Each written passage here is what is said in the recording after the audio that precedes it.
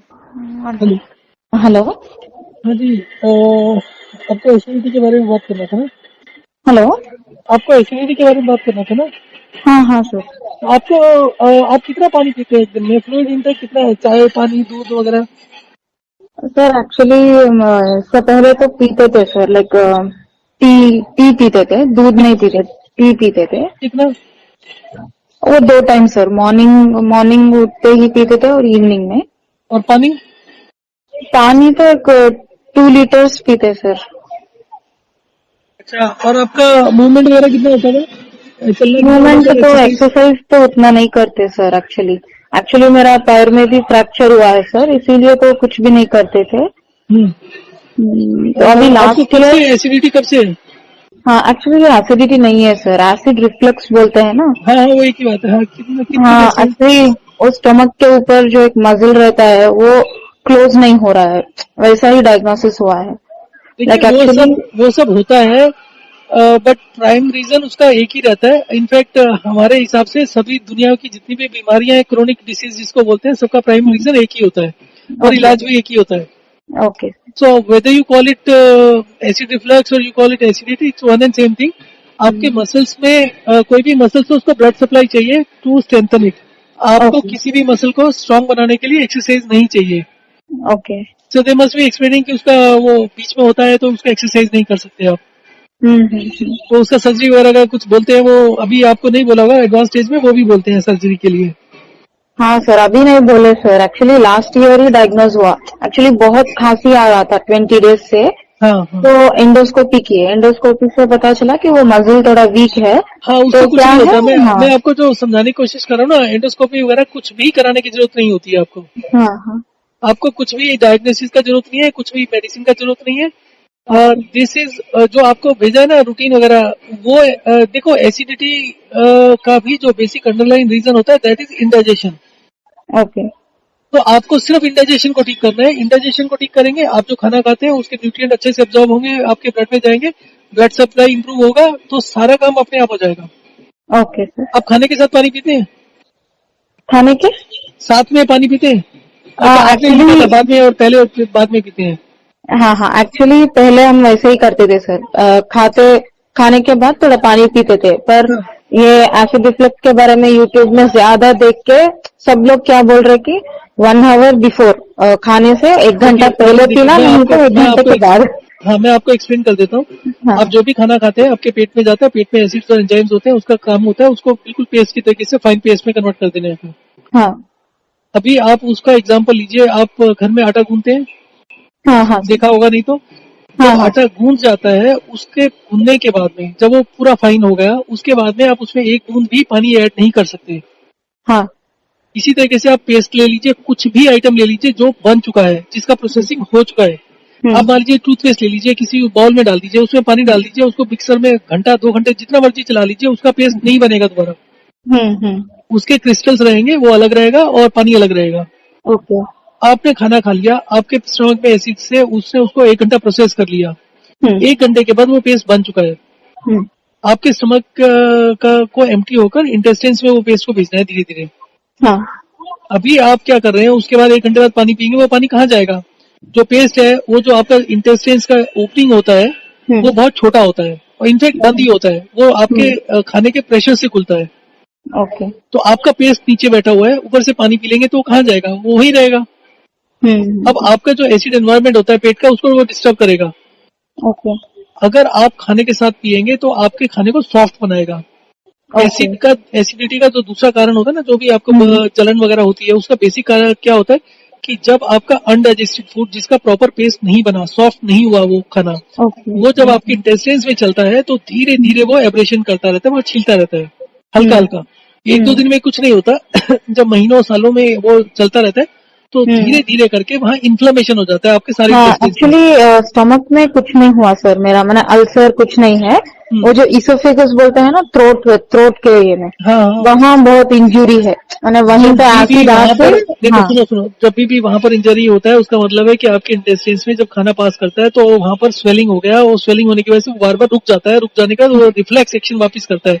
जैसे हम्म आपका like sting होता है ना, तो हाँ वो क्योंकि वहाँ स्वेलिंग है और वो खाना अटक जाता है। जब वो खाना अटक के एक जगह पर, क्योंकि आपको पता है स्मॉल इंटेस्टाइन कितना बड़ा होता है, 25-30 फीट होता है शायद, हाँ हाँ।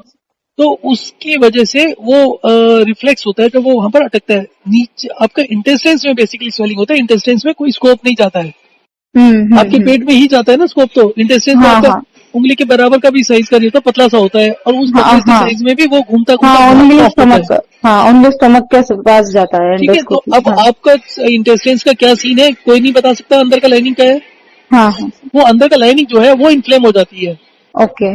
और आपको खाने को जितना सॉफ्ट बनाएंगे उतना उससे आराम मिलेगा। खाने को सॉफ्ट बनाने के अलावा आपको उसको हाई एसिड डोज में लेके जाएंगे, मतलब आपको पानी जितना कम करेंगे इसमें उतना रिलीफ मिलेगा। अगर आपको एक दिन में रिलीफ चाहिए, अगर आप चाहते हो कि कल सुबह तक ठीक हो जा रहे हैं, तो आज मतलब एक दिन के लिए पानी बिल्कुल बंद कर दो, कोई भी फ्लूइड मत लो, एक बूंद भी पानी मत पियो, खाना पूरा खाते रहो, आपको 24 घंटे में लगेगा कि आप पूरा ठीक हो गए। परंतु पूरा ठीक नहीं होते, क्योंकि इसका जो इफेक्ट होता है ना, आपके न्यूट्रिएंट्स आपके पूरी बॉडी के जितने सेल्स और टिश्यूज होते हैं सब में कम हो चुके होते हैं, तो आपकी ओके। पूरी बॉडी वीक हो चुकी होती है। तो इसका जो आपको रूटीन भेजा है, उसका रूटीन का बेसिक पर्पज यही होता है कि आपका पहले तो हीलिंग होगा, हीलिंग होने के बाद में आपको बहुत अच्छा फील होगा 2-1 दिन में, उसके बाद में ओके। आपको फिर दोबारा से एसिड रिफ्लेक्स होना शुरू होगा, तो उसके बाद जब होना शुरू होगा तो आप अच्छे से पानी पिएंगे तो वो पूरी बॉडी में जाएगा, तो जितने भी इम्बैलेंस आपके टिश्यूज में, जितने भी मिनरल्स का कमी होने की वजह से वहां पर जो भी आपका प्रोपोर्शन सेट हो गया वो उसको वापस निकालेगा ब्लड में, क्योंकि आपका ब्लड के प्रोपोर्शन ठीक हो जाएंगे, ब्लड का एसिड लेवल बढ़ जाएगा आपका। तो ये एक प्रोसेस है, उस प्रोसेस से 2-3 महीने लगते हैं आपको ऑलमोस्ट 70-80-90% ठीक होते हुए, और 6-8 महीने में आप 100% ठीक हो जाते हैं। इसकी ओके। जगह में आप कोई भी और ट्रीटमेंट लेंगे, आप मेडिसिन लेते हैं उसमें प्रोटीन पंप इनहिबिटर्स होता है जो कि आपके एसिड को और कम कर देता है। अगर हाँ एसिड नहीं होगा तो आपका खाने का जो पेस्ट बनना है वो कभी भी पूरा नहीं बनेगा। वही तो सर, एक्चुअली मैं क्या हूँ, फार्मासिस्ट हूँ, एलोपैथी के फार्मासिस्ट हूँ, एक्चुअली काम कर रही हूँ। हम्म। तो मुझे मालूम है कि एक्चुअली ये लो एसिड की वजह से भी हो सकता है। नहीं, लो एसिड क्योंकि की वजह से भी हो सकता है तो मत सोचो, ये उसी की वजह से होता है। You have to understand that. आज की डेट में जो भी फ्लूइड इंटेक आप 2 लीटर बोल रहे हैं, आपको मालूम है आपके वेट के हिसाब से आपका ब्लड कितना होगा? 3.5-4 लीटर से ज्यादा नहीं होगा। मेरा वेट सर, हाँ, नहीं नहीं, आपका जो ब्लड का वॉल्यूम होता है 6 से 7% होता है बॉडी हाँ वेट का। हाँ हाँ हाँ तो हाँ, आप बॉडी वेट के हिसाब से आपका कितना वेट है? 60 से कम है ना? 68 सर, 68।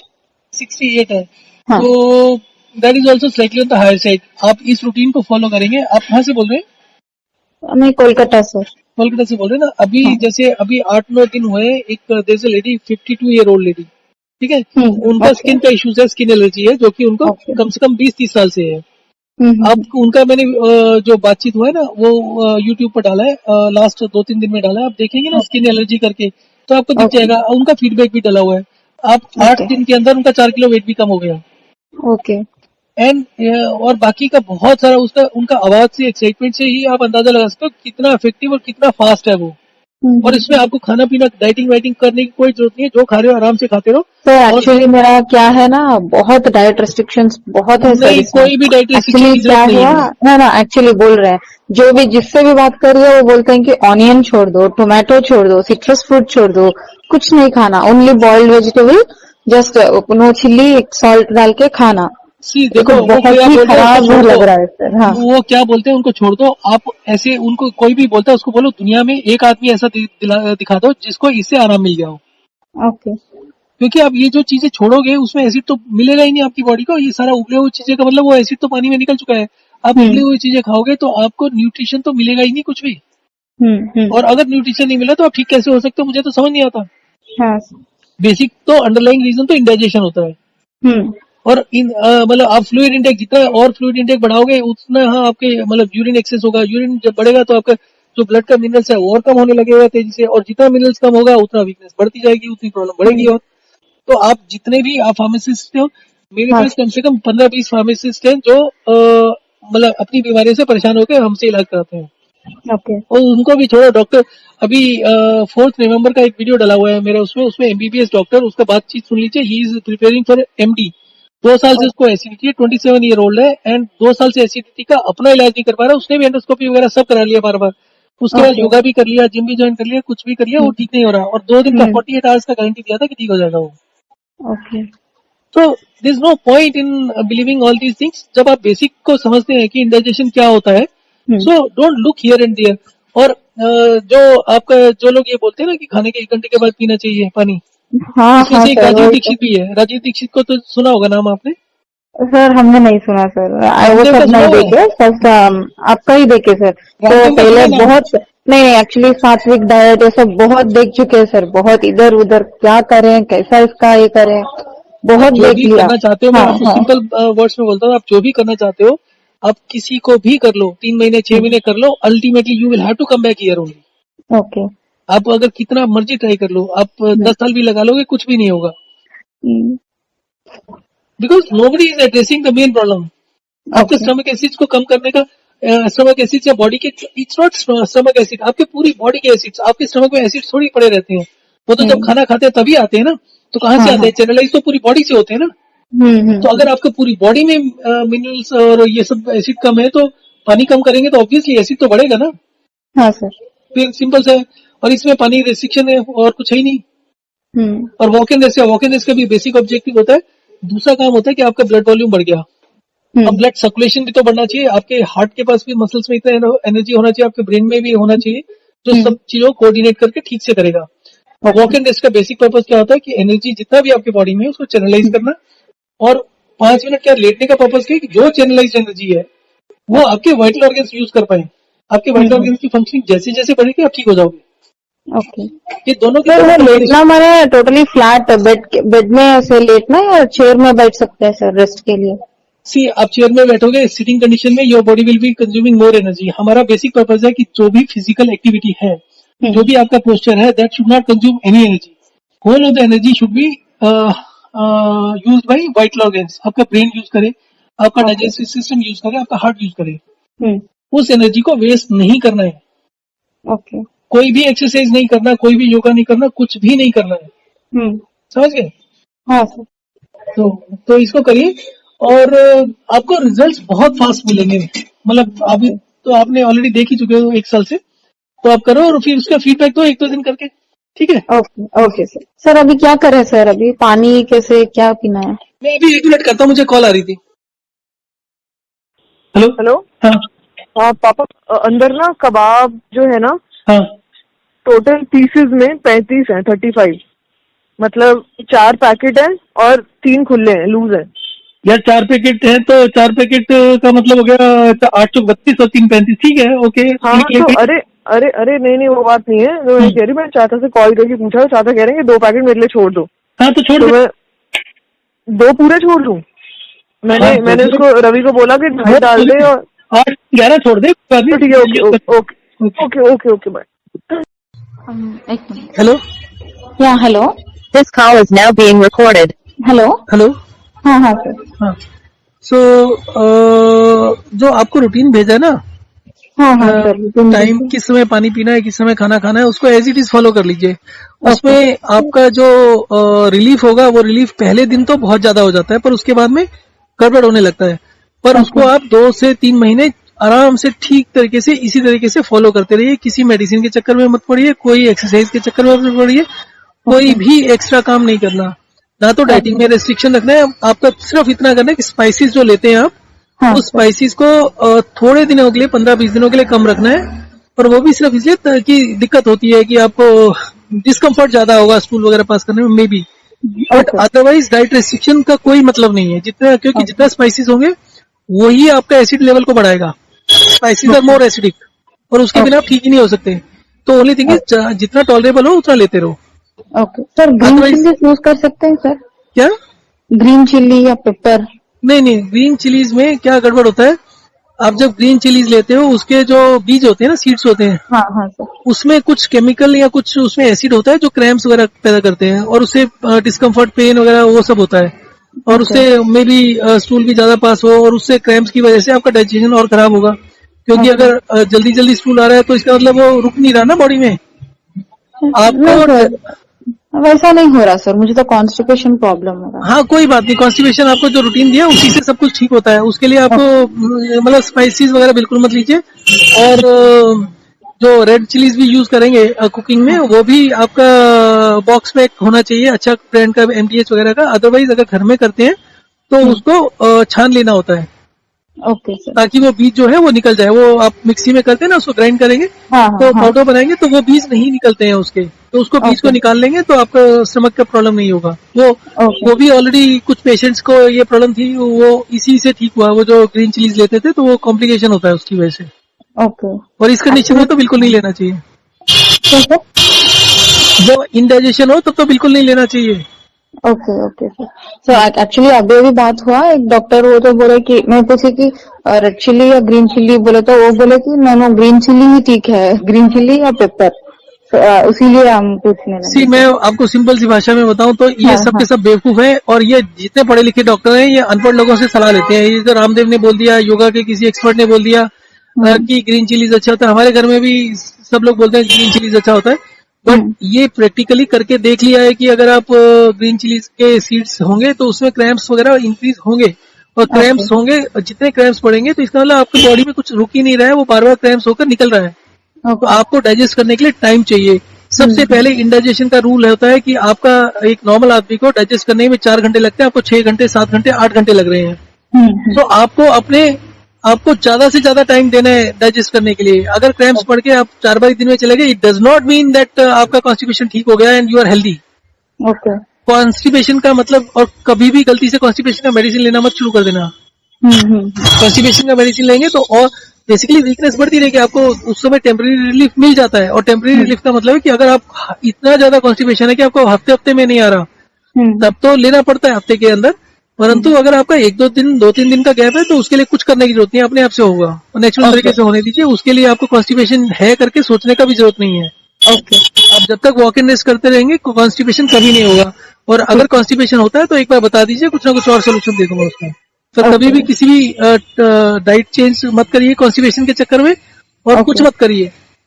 ओके आपके सर। कॉन्स्टिपेशन का जो सबसे बड़ा कारण होता है, आपके डाइजेस्टिव सिस्टम को, आपके स्टमक को, स्मॉल इंटेस्टाइन, लार्ज इंटेस्टाइन को जितना एनर्जी चाहिए होता है वो नहीं मिलता। तो ये सारा का सारा जो होता है, आपका स्टमक जब खाना खाते हैं तो वो भी एक्सपेंड होता है, उसमें बहुत मूवमेंट्स होती हैं। 1 मिनट में 4 बार स्टमक मूव करता है बहुत तेजी से। उसके अलावा आपके इंटेस्टाइन्स में मूवमेंट है, लार्ज इंटेस्टाइन में मूवमेंट है। वो मूवमेंट जो एनर्जी नहीं होगी, स्लो डाउन हो जाते हैं। स्लो डाउन होगा तो डाइजेस्ट नहीं होगा। आप वॉक इन रेस्ट चालू करेंगे जिस दिन, उसी दिन आपको सब समझ में आएगा। आपके डाइजेस्ट, आपके स्टमक में ही मूवमेंट्स होने लगेगा, आपको उसी से आराम मिलने लगेगा। ओके। ठीक है, आपका गैस वगैरह का प्रॉब्लम बहुत तेजी से खत्म होगा। Okay sir. Sir walk and rest का एक बार एक्सप्लेन करिए ना सर, वो कैसे करना आपको है? करीब करीब हर 1 घंटे में 5 मिनट चलना है, 5 मिनट लेटना है। अब आपका ऑफिस अगर आप करते हो तो आप ऑफिस में तो नहीं कर सकते, तो उसका हर घंटे में करने की जगह में आप मॉर्निंग में जैसे उठते हैं तो 2 से 3 बारी या 3 से 4 बारी कर लें। 3 बारी कर लें आइडियली। आधा घंटा तो आपको देना चाहिए सुबह मॉर्निंग में। इसी तरीके से रात को सोने से पहले आधा घंटा कम से कम कर लो, तो 6 बारी तो ये हो गया। Okay sir. 6 बारी के बाद वो जैसे इवनिंग में पहुंच गए, या फिर आपने सुबह जल्दी उठने की कोशिश करो, सुबह आपने कर लिया 3 बारी। उसके बाद आप अपना डेली रूटीन करते रहे। फिर डेली रूटीन में जितना भी टाइम बचता है 1-2 बारी और कर लीजिए। सर वो सुबह में ही एवरी हाफ एन आवर के लिए कर सकते हैं? हाँ, लगातार कर लो। Okay okay. 5 मिनट्स मतलब रेस्ट, मतलब चलना 5 ही मिनट एक बारी में, उससे ज्यादा नहीं। वो ऑल्टरनेट करके कंटिन्यूस भी कर सकते हैं? हाँ, पर यूजली कोशिश करिए दिन में भी थोड़ा बहुत करने का, क्योंकि आप जब आधा घंटा कंटिन्यूस करेंगे उसका बेनिफिट आपको उसके आधा 1 घंटा तक और मिलेगा।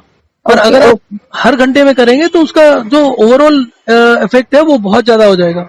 Okay sir. ओके। सो ऑफिस में लेट नहीं सकते, वो बैठ के रेस्ट कर सकते हैं। मतलब बेसिकली अपने काम में लग जाइए, पर उतना मत चलिए। 4-5 मिनट चल लीजिए, उसके बाद अपना काम करते रहिए। ओके। तो कोई बात नहीं है। ओवरऑल 60, 70, 80 मिनट हो जाए दिन में।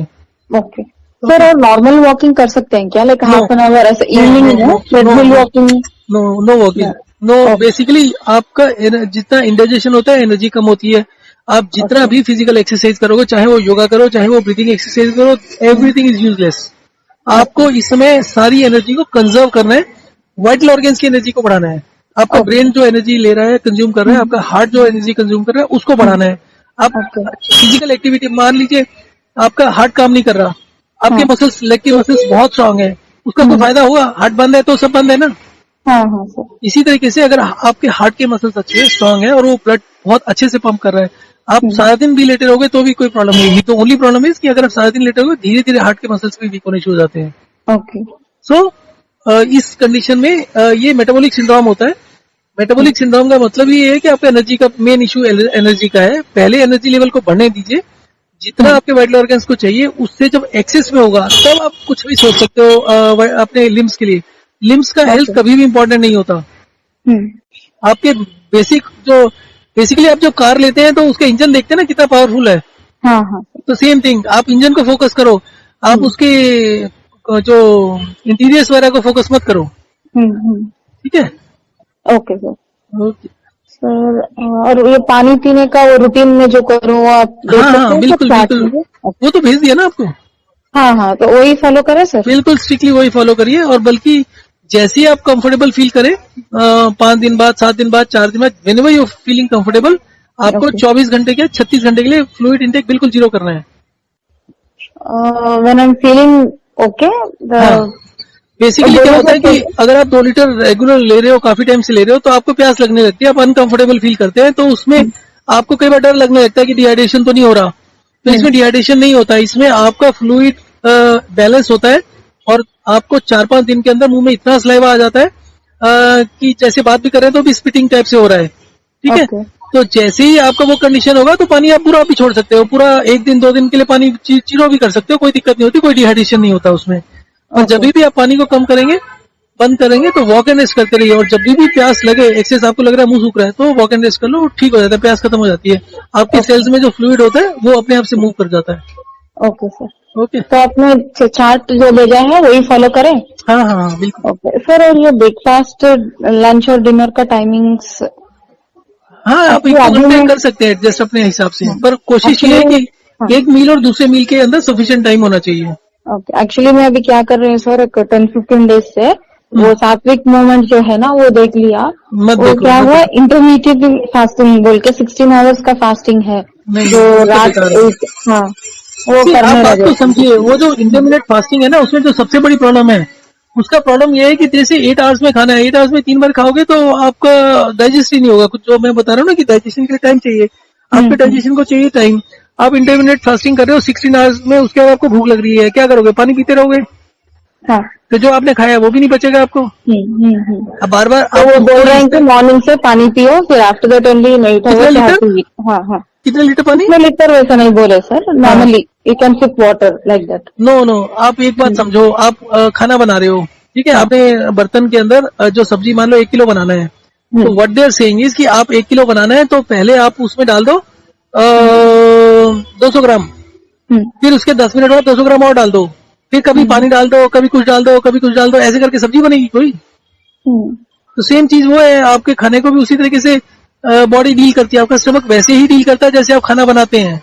तो सेम प्रिंसिपल चाहिए आपको। आपने एक बार खाना डाल दिया, गिव इट 5 आवर्स, उसके बाद बीच में कुछ नहीं होना चाहिए, कोई भी इंटेक नहीं होना चाहिए। ओके ओके, ओके सर, तो normally breakfast 8 AM like that, जैसे आप बताया वैसे ही खाना खाएं। हाँ, अगर आपको ज्यादा मेजर इशू नहीं है कि आपके घर में कोई उठता नहीं है, कोई बनाता नहीं है, अगर आपको अवेलेबल है देन डू इट। एंड वो आपका जो कंसेप्ट होता है ना कि ब्रेकफास्ट में ये खाना है, वो सब नहीं होना चाहिए। Meal is a meal, whether it is breakfast lunch, it's body को सिर्फ न्यूट्रिएंट चाहिए। उसको मतलब नहीं है कि आप ब्रेकफास्ट ले रहे हो, लंच ले रहे हो, डिनर ले रहे हो, बल्कि ब्रेकफास्ट हैवीएस्ट होना चाहिए, हैवीएस्ट या सबसे स्ट्रांग होना चाहिए। वो जो हल्का ब्रेकफास्ट लेते हैं उसका कोई यूज नहीं होता है। ओके, तो फॉर एग्जाम्पल बोल सकते हैं क्या सर, हम लोग तो साउथ इंडियंस हैं, तो उसके हिसाब से हम लोग इडली, उपमा, सेमिया वैसे खाते हैं, तो आप वो जो भी ठीक खाना है? चाहते हैं खा सकते हैं, पर उसमें ये ध्यान रखिए कि आपके साउथ इंडियन फूड मील्स में फ्लूइड ज्यादा होता है, रसम और sambar and all that. Sambar, हाँ, अगर वो सब है तो फ्लूइड इंटेक को पानी का और कम करना पड़ेगा, फिर आप उसको भी लिक्विड में काउंट करिए। आप फिर अगर 1 गिलास लेना है तो उसका आधा गिलास कर दीजिए फिर। ओके, ओके, ठीक है, ओके, बस इतना ही सर। हेलो, हाँ हेलो, हाँ सर, और एक पूछना था सर, फ्रूट्स वगैरह ले सकते हैं क्या सर? नहीं, कुछ भी नहीं लेना अभी आपको, फ्रूट्स वगैरह कुछ नहीं लेना, वो सब बेकार की बातें हैं। फ्रूट इज ओनली कार्बोहाइड्रेट्स, आपको खाने में कार्बोहाइड्रेट मिल जाते हैं काफी, आपको खाना है चीनी खा लो, अगर अदरवाइज भी अगर आप खाना चाहते हो फ्रूट्स में कोई रेस्ट्रिक्शन नहीं है, but giving extra importance to fruits is not okay. And अगर फ्रूट लेना भी है तो खाने के साथ ही ले लो, बट आइडियल सिचुएशन में 15-20 दिन तक कुछ मत लीजिए। एक बार ठीक होने के बाद में आप जो मर्जी करते रहो, फिर वो एक्सपेरिमेंट होगा, और जब भी ठीक होंगे तो आप हमेशा ये देखो कि अगर आप बीच में फ्रूट ले लेते हो तो कितना इनका डिस्कम्फर्ट होता है। उसमें मिनरल्स और विटामिन होते हैं, बट मिनरल्स और vitamin is not the prime thing. Prime thing तो आपका कार्बोहाइड्रेट, फैट एंड प्रोटीन्स है। Okay okay, okay okay sir, दाल वगैरह कुछ ले सकते हैं? Everything is fine. हाँ, everything is okay. Okay sir, okay, thank you.